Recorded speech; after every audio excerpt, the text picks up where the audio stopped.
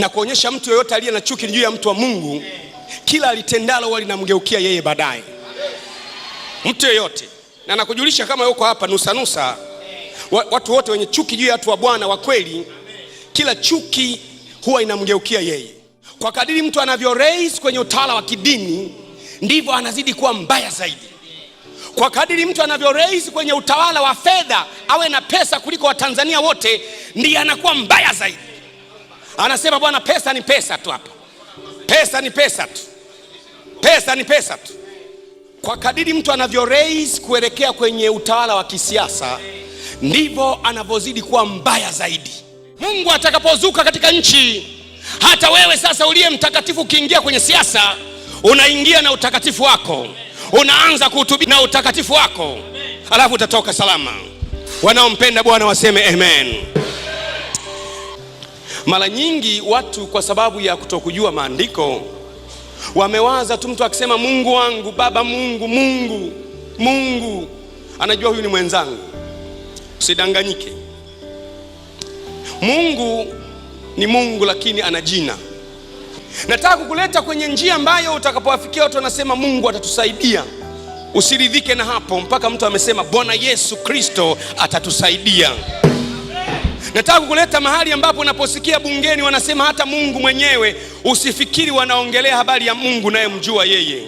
Nataka nikulete kwenye point ambayo unasema, unaposikia mtu anasema Mungu atajalia, usifikiri anaongelea habari za Mungu wako. Nataka umchukue mtu atakayeongea habari za Yesu Kristo atakujalia, ujue huyo mnaongea kwenye lugha moja na mnaogelea kwenye maji yanayoelekea kwenye mkondo mmoja. Asiye kusanya pamoja nami anatapanya pamoja nami. There is no neutrality. Mwambie mwenzako jiandae. Unapoiona dunia inaongozwa, kuna Mungu anayeongoza dunia. Na ndio maana watu wa Mungu, unapotaka kuingia kwenye dunia, unatakiwa uingie kwa nguvu za ajabu, kwa sababu kuna Mungu wake. Na ndio maana watu, unaona mtu anataka kuingia kwenye siasa. Siasa iko kwenye upande wa mambo haya ya dunia. Sikiza nikwambie moja. Kuna nguzo 4 zinazoongoza dunia kwa taarifa yako. Nigusie kidogo nikiwa nataka ku take off. Hebu sema amen. There are 4 pillars. Kuna nguzo 4 zinazoongoza dunia. Nguzo ya kwanza ni siasa. Siasa ina uwezo wa kuongoza dunia. Na ndio maana unaiona siasa ya dunia inategemea sana Mashariki ya Kati. Dunia iendeje inategemea Mashariki ya Kati pamekwendaje. Siasa yako kuelekea Wayahudi inaweza kukufanya upigwe mabomu au usipigwe mabomu. Ukiwapenda Wayahudi sana kwenye nchi yako, utaona mabomu yameanza na watu wameanza kujitoa mhanga. Ukiwapenda Waarabu sana, huwezi kuona mabomu ya kujitoa mhanga, wala huwezi kuona ugaidi. Utasema kwamba nchi yangu imetulia, lakini si kwamba imetulia kwa sababu Mungu wa dunia ndiye amekaa pale. Unapomchokonoa Mungu wa dunia na watu wake, wanaanza kufanya vitu vyao. Kwa hiyo siasa ni nguzo ya kwanza inayoibeba dunia.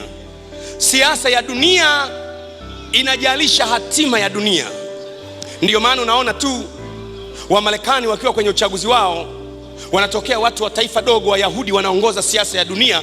Mtazamo wako juu ya Wayahudi kwa ubaya au kwa uzuri, ndio utategemea utatawala vizuri au vibaya.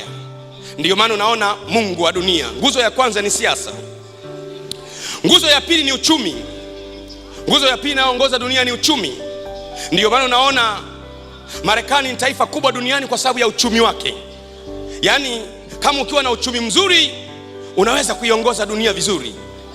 Lakini nguzo ya tatu ambayo ni ya muhimu sana kwa dunia ni dini. Religious system. Dini. Unapoziona dini hii, dini ni nguzo za dunia. Unaweza kuziona dini kwa juu zinaonekana kana kwamba kuna wokovu ndani yake. Lakini dini kwa asili yake ni ushetani kuliko mahala ambapo hapana dini. Unapoona dini zimekaa, dini ndio nguzo ya dunia. Unapoona kwa mfano kwenye sherehe ya kuapishwa wanaomba, wanasema Mungu unaezileta falme na kuziondoa falme, Mungu wetu mkuu unayewasimamisha wafalme na kuwaondoa, tunaomba umjaalie huyu mtumishi wako kwa neema. Unakuta wanaomba.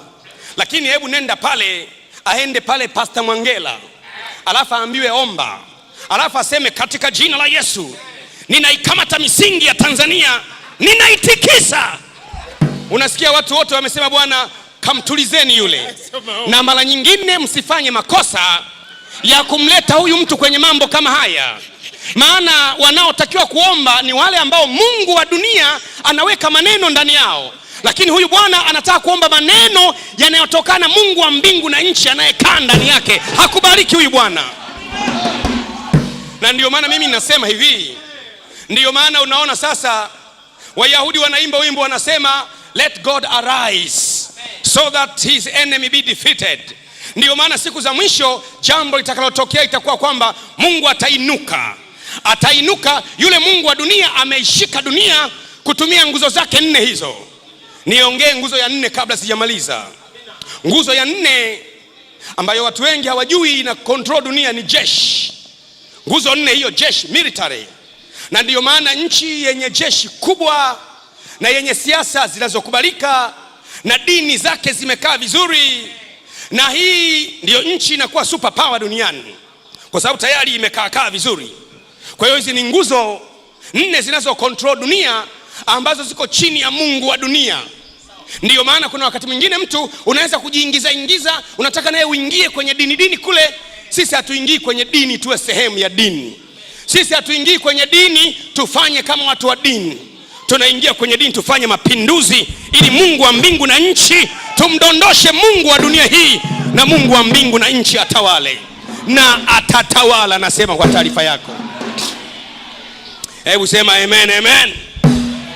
Kwa hiyo hizo system 4 ndizo amebeba Mungu wa dunia hii.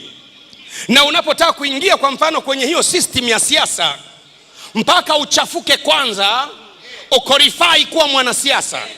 Hata kama ulikuwa msafi, lazima yani upakwe kinyesi kwanza, uwe mwizi kama wenzako. Yani ukiwa Mr. Clean haiwezekani, ukiwa safi haiwezekani. Ufanye mambo ya hovyo kwanza, uibe kwanza. Kwa nini? Ni kwa sababu hizi nguzo 4 hazijadondoka bado. Unajaribu kupenya kwenye system ambayo nguzo zake hazijaanguka bado. Nachofanya mimi kwenye ulimwengu wa roho, tunazikamata hizi nguzo 4 zinazoshika dunia, tunazidondosha kwenye ulimwengu wa roho kwa jina la Yesu, ili Mungu azuke. Mungu atakapozuka katika nchi, hata wewe sasa uliye mtakatifu ukiingia kwenye siasa, unaingia na utakatifu wako. Unaanza kuhutubia serikali ya mtaa na utakatifu wako, alafu utatoka salama. Wanaompenda Bwana waseme amen. Na kuonyesha mtu yoyote aliye na chuki juu ya mtu wa Mungu, kila alitendalo wali namgeukia yeye baadaye. Mtu yoyote, na nakujulisha kama yuko hapa nusa, watu wote wenye chuki juu ya watu wa Bwana wa kweli, kila chuki huwa inamgeukia yeye. Muda usingetosha ningeleta habari za Haman na Mordekai, na muda usingetosha sana ningekuletea habari za kina Kora na wenzake. Lakini kwa kawaida huwa mtu aliye na nia na mtu kumteketeza huwa anateketeza yeye kabla hujateketea. Hata Yuda Iskariota alikufa kabla Yesu hajafa. Huyu Mungu wa dunia si Mungu wetu kimsingi. Mungu wetu anaitwa Mungu wa mbingu na nchi. Mungu tunayemwabudu sisi ufufuo na uzima anaitwa Mungu wa mbingu na nchi, au kwa jina jingine unaweza kumuita Yehova, au kwa jina jingine unaweza kumuita Yesu. Ndio maana ukisoma kwa mfano kwenye Kutoka sura ya 6 mstari wa 3 imeandikwa hivi: mimi nalimtokea Ibrahimu na Isaka na Yakobo kama Mungu Mwenyezi, bali kwa jina langu Yehova sikujulikana kwao. Mungu anamwambia Musa kwamba Musa, unajua niliwahi kumtokea baba yako Ibrahimu na Yakobo, nikawatokea, lakini nikamwambia Mungu ni Mungu Mwenyezi, lakini kwa jina langu hili Yehova sikujulikana kwao. Kwa hiyo unaona, kumbe ingawa ni Mungu lakini anakuwa na jina. Mungu ni kama cheo. Huyu Mungu wa dunia jina lingine anaitwa Movu, ambaye kimsingi Biblia inamtaja ndiye anayeongoza dunia. Ukisoma vizuri kwenye kitabu cha Biblia takatifu, waraka wa kwanza wa Yohana sura ya 5 na mstari wa 19, imeandikwa, twajua ya kwamba sisi tu wa Mungu na dunia yote pia hukaa chini ya yule mwovu. Inanishangaza sana.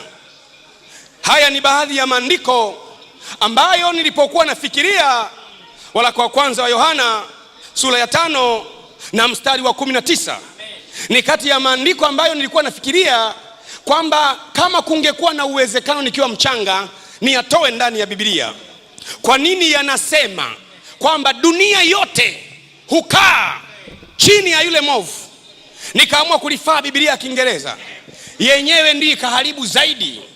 Yenyewe inasema, and we know that we are children of God and the whole world is under the control of the evil one.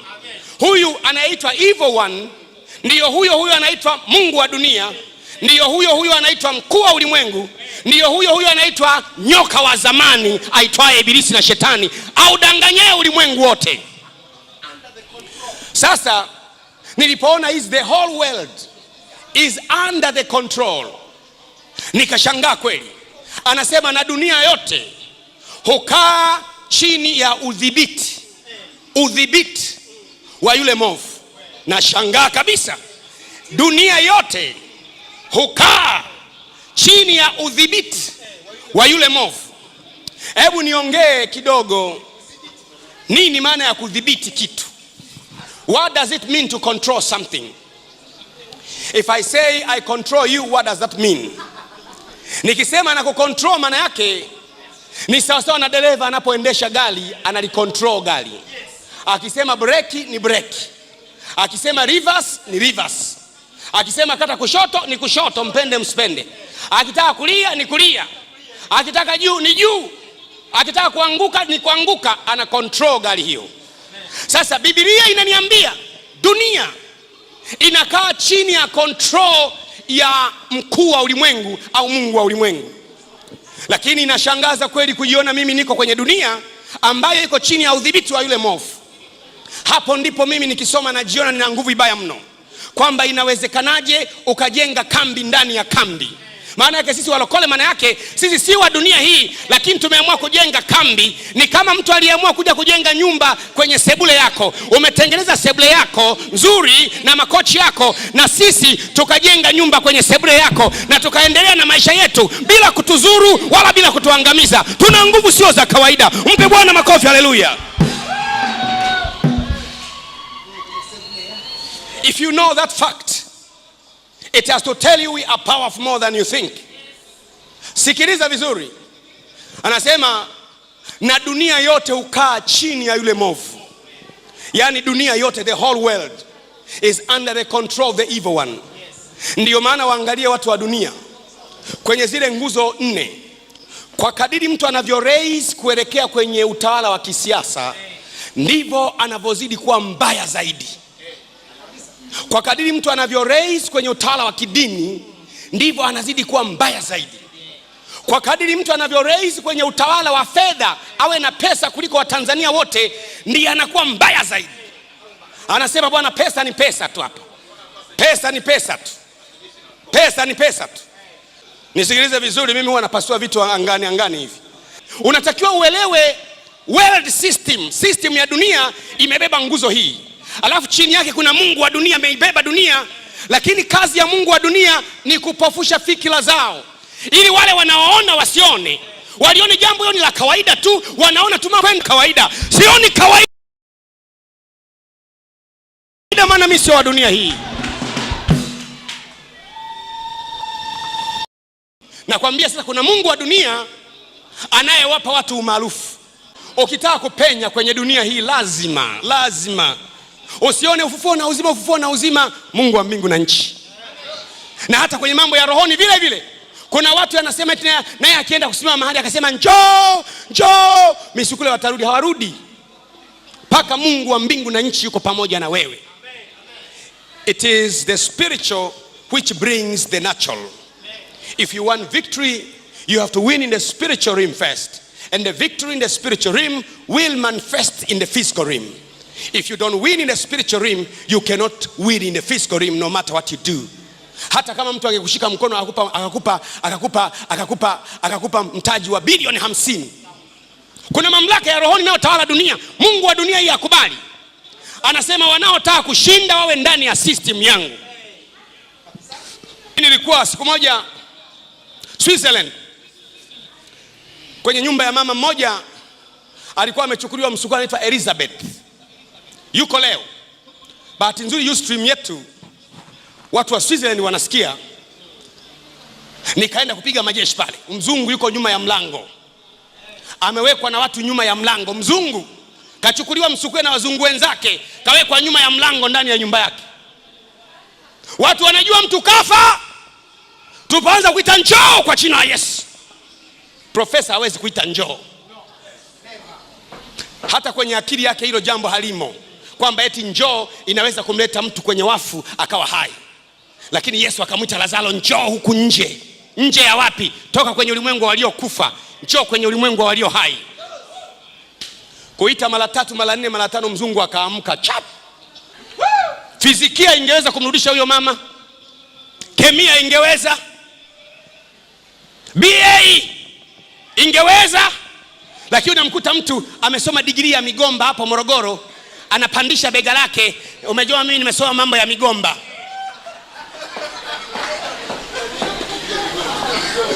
Amesoma degree ya migomba.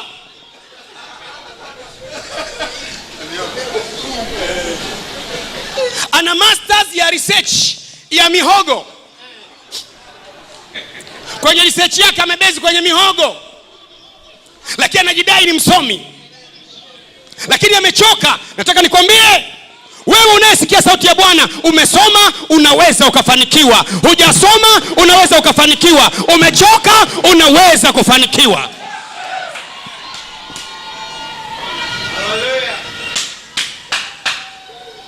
Mtu mmoja University of Dar es Salaam tukiwa Ubungo, alikuwa ni profesa wa mambo ya biology. Akaja hapo kanisani, tall bonge ya mtu. Anasema, Pastor, I heard you guys you pray for people. Mnawaombea watu na matatizo, yani ni kama hypertension au nini, naomba mnisaidie. Nikamwambia profesa, vibwengo, mapepo. Sema unajua mimi ni mtu wa dini. Nikamwambia mapepo. Bwana mwenyewe alikuwa mrefu sana, mnene, giant wa mtu. Ili niweke mkono kwenye kichwa chake, inabidi nipande kwenye stuli.